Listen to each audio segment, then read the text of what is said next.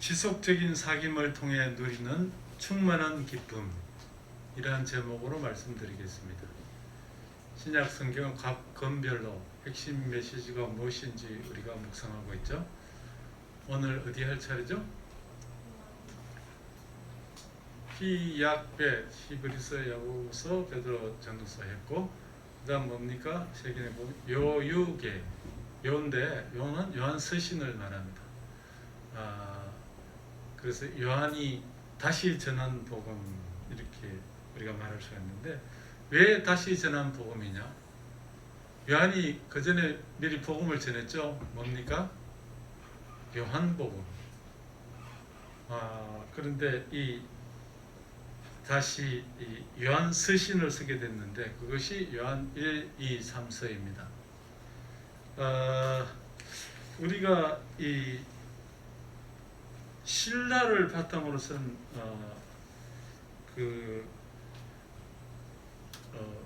또 그것을 바탕으로 만든 영화가 한 편 있었는데, 1993년에 제작된 영화 얼라이브라는 영어로 살아있는 이런 뜻이죠. 생존한 그러한 영화가 있었습니다. 그 포스터 준비되어 있습니까? 얼라이브 영화인데요. 이 영화는 1972년도에 10월에 한 우루과이 대학 럭비 선수들이 또 그 관계자들과 함께 또 가족들을 태운 비행기가 남미 안데스 산맥에서 추락하게 됩니다. 그런데 모두 45명이 이 비행기에 타고 있었는데, 그 중에 13명은 그 자리에서 적사했습니다.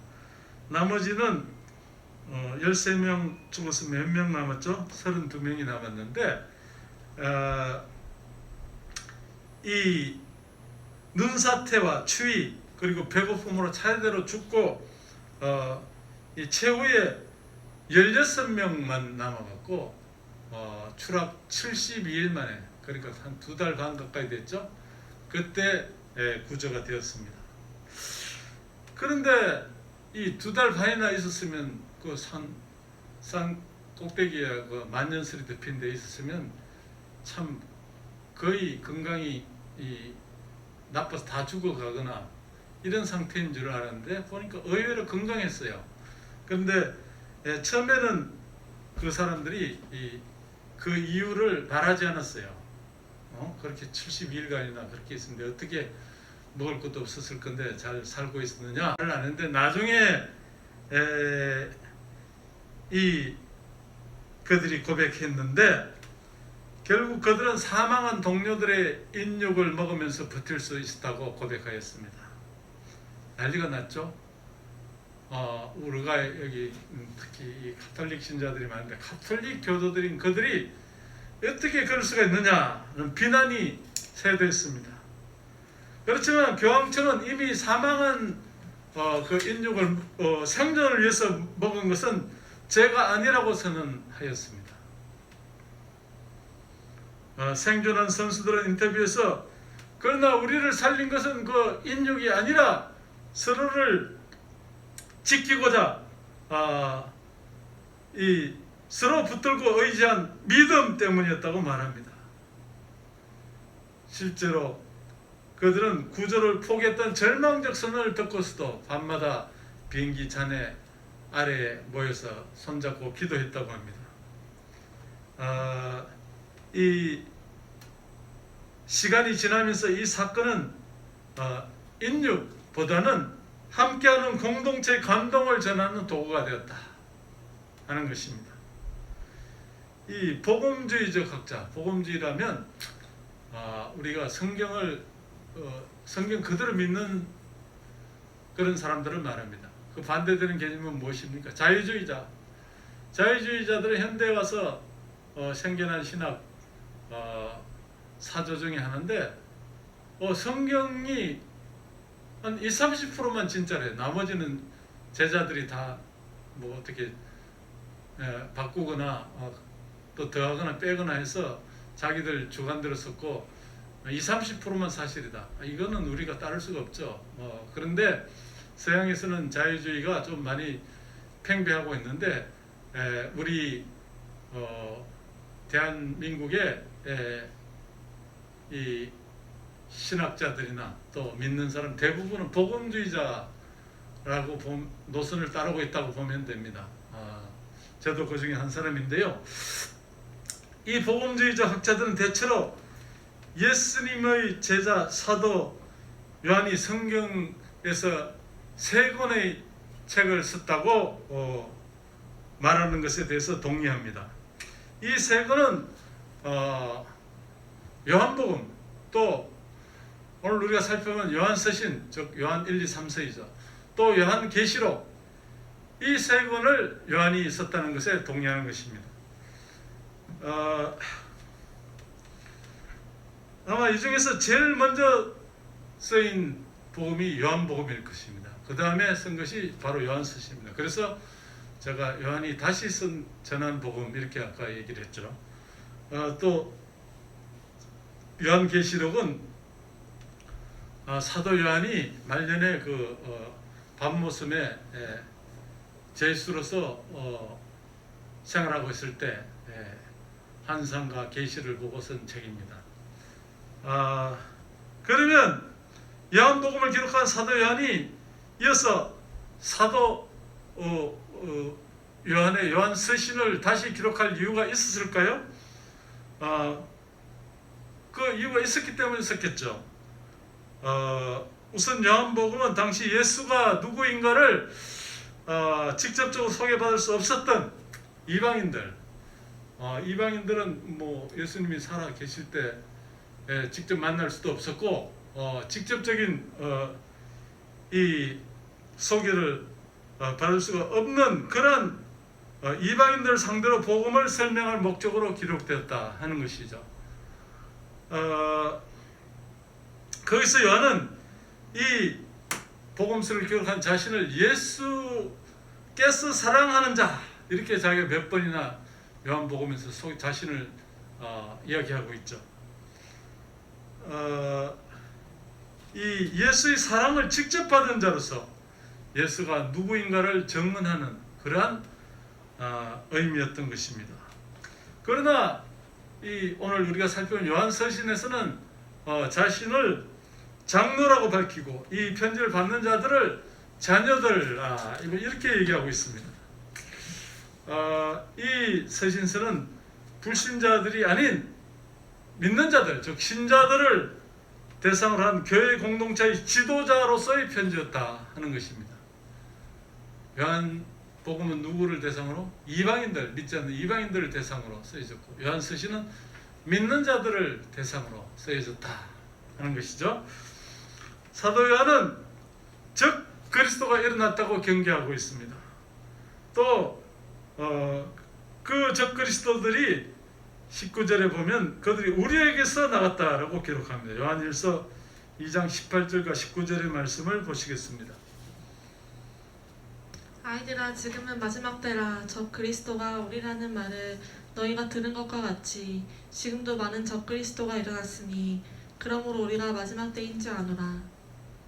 그들이 우리에게서 나갔으나 우리에게 속이지 아니하였나니 만일 우리에게 속하였더라면 우리가 함께 거하렸으려니와 그들이 나간 것은 다 우리에게 속하지 아니하면 나타내려 함이라. 그들이 적 그리스도들이 일어났는데 그들이 우리에게서 나갔다고 했습니다.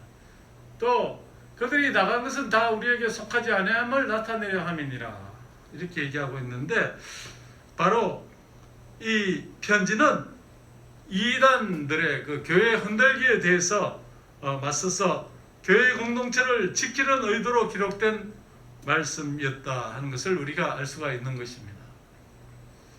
교회 공동체의 존재의 이유는 복음이었고 따라서 이 복음의 의미가 확인되는 것이 무엇보다도 중요하다고 판단한 사도 요한은 오늘 사는 우리에게도 이 서신을 통해 묻고 있습니다.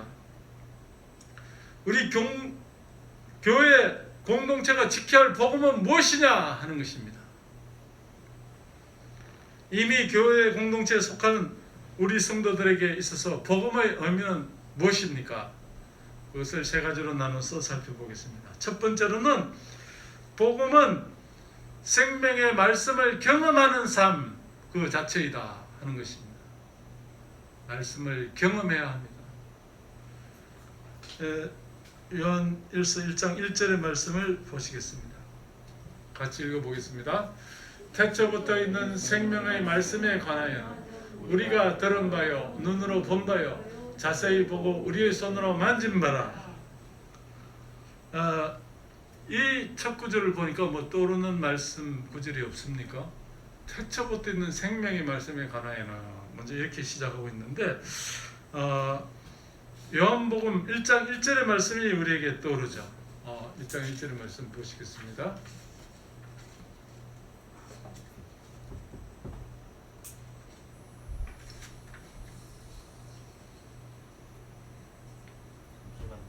네.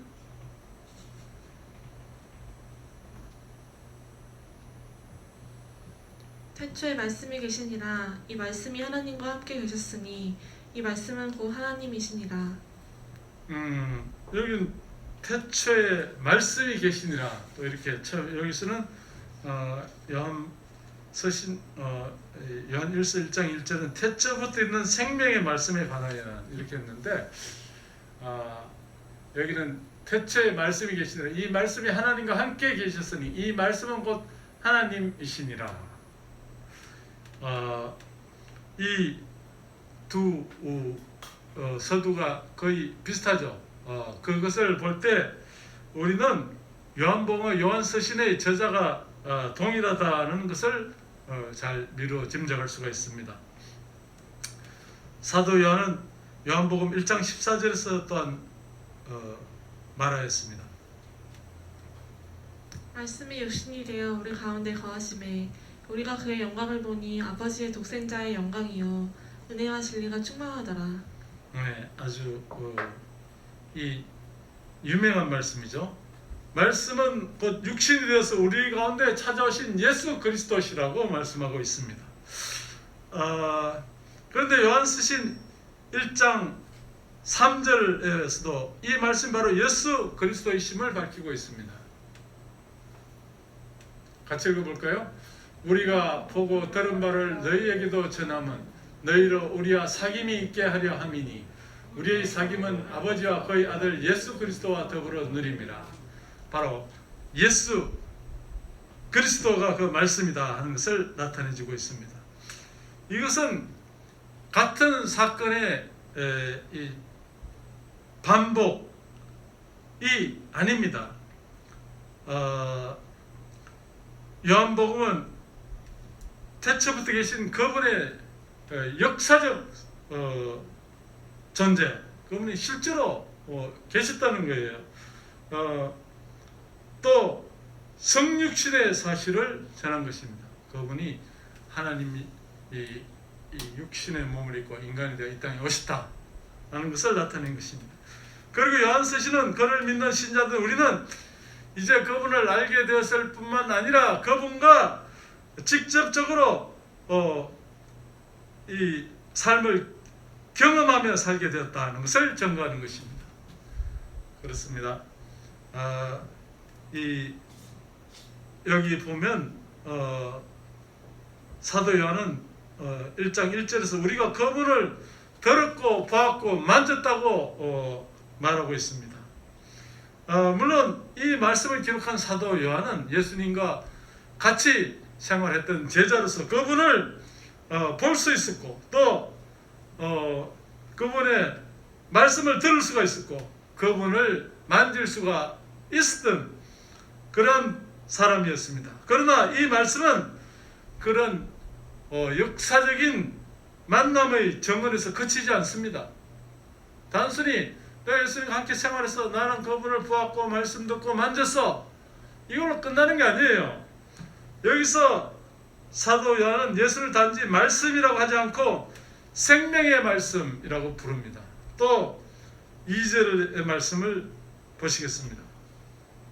같이 읽어보겠습니다.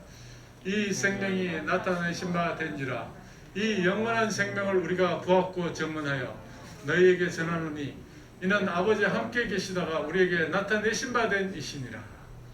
여기서는 또 예수님을 영원한 생명 이렇게 정언하고 있습니다. 우리가 예수를 믿는 순간 우리 모두는 영생을 얻습니다. 그때부터 우리들은 그 영원한 생명이신 그분을 경험하기 시작하는 것입니다. 예수님을 그냥 우리 머릿속에서만 관념적으로만 지식으로만 이렇게 알아서는 안 되겠어요. 우리는 그분의 사랑과 은혜 진리를 직접 몸으로 느껴야 됩니다. 경험해야 되는 것이죠. 사도 요한의 말씀을 한번 상기해 봅시다. 요한복음 17장 3절의 말씀입니다. 영생은 곧 유일하신 참 하나님과 그가 보내신 자 예수 그리스도를 아는 것입니다. 영생은 곧 유일하신 참 하나님과 그가 보내신 자 예수 그리스도를 아는 것이니다. 하나님과 예수 그리스도를 아는 것이 바로 영생이라는 거예요. 그런데 여기서 아는 것이라는 말은 히브리서는 또 히라보에서는 모두 경험한다는 의미가 있습니다. 여기서 안다는 것은 단순한 객관적 정보를 획득하는 그런 것이 아닙니다. 이 히브리어 야다 알다는 말은 또 이 신약 성경이 쓰여진 헬라 그리스어 기노스코 안다라는 말은 이 단지 뭐 우리가 그 지식으로서 안다는 그런 의미가 아니에요. 그것은 예를 들어서 어떤 남자가 여인을 알게 됐다는 말은 깊은 관계를 가지게 됐다는 것과 같습니다. 결혼해서 서로가 부부가 아는 것처럼 그렇게 안다는 것이에요. 이 시편에도 보면 시편 34편 8절 말씀을 보시겠습니다. 너희는 여호와의 선하심을 맛보아 알지어다. 그에게 피하는 자는 복이 있도다. 너희는 여호와의 선하심을 맛보아 알지어다. 여기서 그냥 하나님을 알아라는 게 아니에요. 맛보아 알지어다. 우리가 사과 유치원 처음 들어가면 사과를 그려놓고 이거 뭐예요? 선생님 물어보면 애들이 뭐라 그럽니까? 사과 이렇게 대답하죠. 그런데 그 사과를 그러면 걔들이 아는 거예요. 사과가 무엇인지. 그림 뭐 빨갛고 동그랗고. 그런데 걔들이 직접 사과를 먹어보지 않았으면 그 사과를 진짜 알 수가 있을까요? 사과가 빨갛고 동그랗다 이것만 알아갖고 사과가 그렇게 달콤하고 아삭거리고 참 맛있고 그것을 알 수가 있겠어요? 예수를 믿는다는 것은 예수를 경험하는 것입니다. 이 복음은 예수가 어떤 분인가를 어떤 정보로서 지식으로만 알려주는 게 아니에요. 그분의 사랑과 은혜를 실제로 경험하게 되는 것, 이것이 바로 복음입니다. 바로 우리가 실제로 경험한다는 사실, 그것이 바로 복음입니다. 오늘날 교회 문제는 교회에 출입을 하면서 예수를 알게 되었는데 실제로 경험하는 사람들이 많지 못하다는 것입니다. 이런 교인들을 우리가 명목상의 교인들, 영어는 nominal members 혹은 name only Christians, 단지 이름뿐인 그리스도인들 이렇게 말하기도 하죠. 신앙의 본질, 복음의 본질은 죄인이었던 우리가 구주여 주님이신 예수를 경험하면서 살게 되었다 하는 것입니다. 예수 경험을 해야죠. 아침에 일어나서 참 기도할 때 하나님이 어저께도 나를 지켜주셨구나. 예수님이 나를 어저께도 함께 동행하면서 도와주시고 보호해 주셨구나. 이것을 느껴야죠. 우리가 경험할 수 있는 최대의 기적은 예수를 경험하는 것입니다. 복음은 바로 예수를 경험하는 삶 그 자체이다 하는 것입니다. 두 번째로 복음은 하나님과의 사귐을 누리는 삶 자체이다 하는 것입니다. 요한일서 1장 3절의 말씀을 다시 한번 보시겠습니다. 같이 읽어보겠습니다. 우리가 보고 들은 바를 너희에게도 전함은 너희로 우리와 사귐이 있게 하려 함이니 우리의 사귐은 아버지와 그의 아들 예수 그리스도와 더불어 누림이라. 사귐이라는 말은 신약 성경에 그리스 말로 코이노니아 이런 말로 쓰여져 있는데요. 이 코이노니아는 복음적인 삶의 본질을 나타내는 중요한 단어입니다. 우리가 주님과 교제가 있어야 되고 또 우리 성도들 간의 교제가 있어야 되죠. 이 복음은 단지 우리가 하나님과 예수를 믿는 것뿐만이 아니라 그분과 더불어 교제한다는 것입니다. 우리말 번역을 빌리면 교제를 누리는 것이다 하는 것이죠. 죄인 되었던 우리가 감히 창조자요 전능자신 하나님과 사귀다니요? 교제하다니요? 죄인 되었던 우리가 구세주의 역사의 주인 되신 그리스도와 교제하다니요? 이 어마어마한 특권을 무엇에 비견할 수 있다 말입니까? 사회적으로 좀 영향력 있는 그런 사람들을 만나면 사람들은 끊임없이 그것을 자랑하고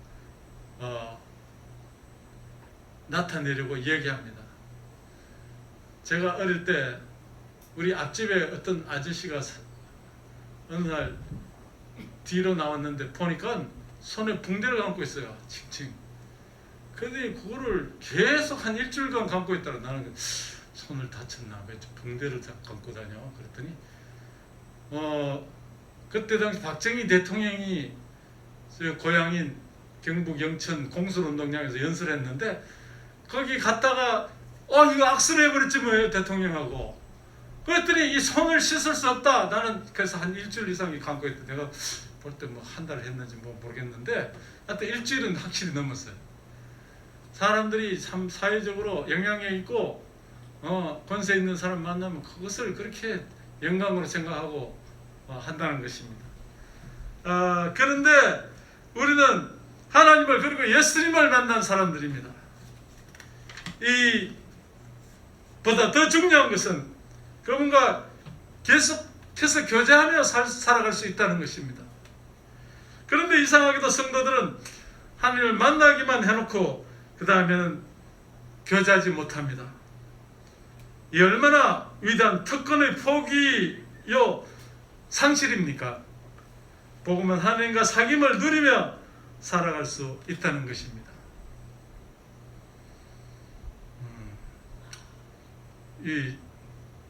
제가 부정 때 이번에 가정 예배를 드리다가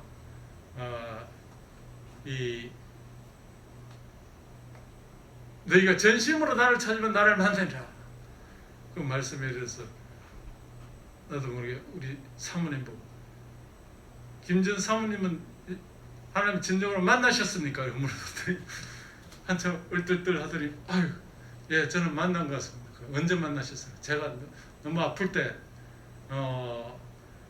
그때 대장암이 걸린 적이 있었죠.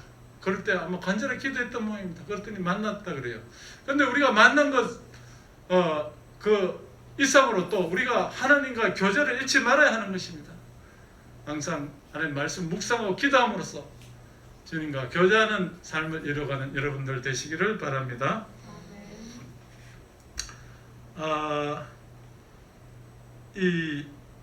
지금은 고인 되신 예수원의 대천덕 신부님의 말씀이 생각납니다. 이 대천덕 신부라 그러는데 영국 성공회는 사실은 개신교죠. 그런데 자기들이 이름을 목사를 신부라고 부르는 것 뿐입니다. 그런데 이분이 강원도 태백에 예수원이라는 그 수도 단체를 설립해서 많은 사람들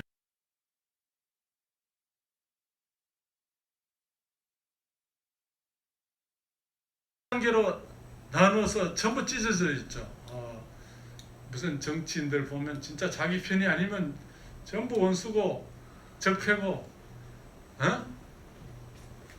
감방에 보내야 되고, 자기들이 한 짓은 전부 옳고, 전부 국가 민족을 생각하는 것보다는 자기 자신들의 어떤 이해관계, 당리 당략에 따라서 움직이는 정치인들이 너무 많다는 것이 참으로 불행합니다. 또 신념의 대립. 나는 뭐 말로는 민주적이다, 또 진보적이다, 또 이렇게 주장하는 사람들, 또 나는 보수적이다, 나는 이 자유민주주의 체제를 우선한다, 이런 사람들의 어떤 서로 대립으로 이 찢어져 있는 이 세상이 기다리는 복음은 어떤 것입니까? 우리가 감히 하나님과 교제하면서 하나님을 아는 모든 사람들과 하나 되어 살 수 있다는 그러한 소식입니다. 복음의 두 번째 소식은 우리가 하나님과 교제하며 살아갈 수 있다는 그러한 사실입니다. 세 번째로 복음은 충만한 기쁨이 약속된 삶 자체이다 하는 것입니다. 요한복음 1장 4절의 본문 말씀을 보시겠습니다. 같이 읽어보겠습니다. 우리가 이것을 쓰면 우리의 기쁨이 충만하게 하려 함이라. 사도 요한은 요한서시를 기억하는 목적이 바로 이 편지를 받는 성도들이 충만한 기쁨으로 사는 것을 보고 싶어 한다는 것이었습니다. 사도 요한이 요한복음 15장에서도 이미 이 가르친 바가 있는 내용이죠. 요한복음 15장은 포도나무 비유의 장이죠. 포도나무의 가지와 같은 우리가 나무이신 예수님에게 붙어 있을 때 맺어야 할 열매들을 증언하고 있습니다. 요한복음 15장 11절의 말씀을 보시겠습니다. 내가 이것을 너희에게 이름은 내 기쁨이 너희 안에 있어 너희 기쁨을 충만하게 하려 함이라. 바로 너희 기쁨, 우리의 기쁨이 우리가 맺어야 할 열매인 것입니다. 그런데 이 무엇으로 어떻게 이러한 충만한 기쁨을 기쁨의 삶을 우리가 누릴 수 있단 말입니까? 그 다음 절에서 그 대답이 나옵니다. 15장 12절의 말씀을 보시겠습니다. 내 계명은 곧 내가 너희를 사랑한 것 같이 너희도 서로 사랑하라 하는 이것이니라. 이 교훈을 사도 요한은 요한 서신에서 더욱 강조하는 것입니다. 사랑함으로 기뻐하는 삶을 말하는 것입니다. 요한 1서 3장 14절의 말씀을 보시겠습니다.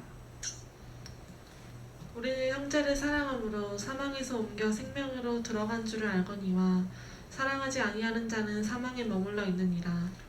바로 우리는 사랑함으로써 그러한 기쁨을 얻을 수 있다. 사랑하지 않는 자는 사망에 머물러 있다. 사망에 머물린 자가 기뻐할 수 있습니까?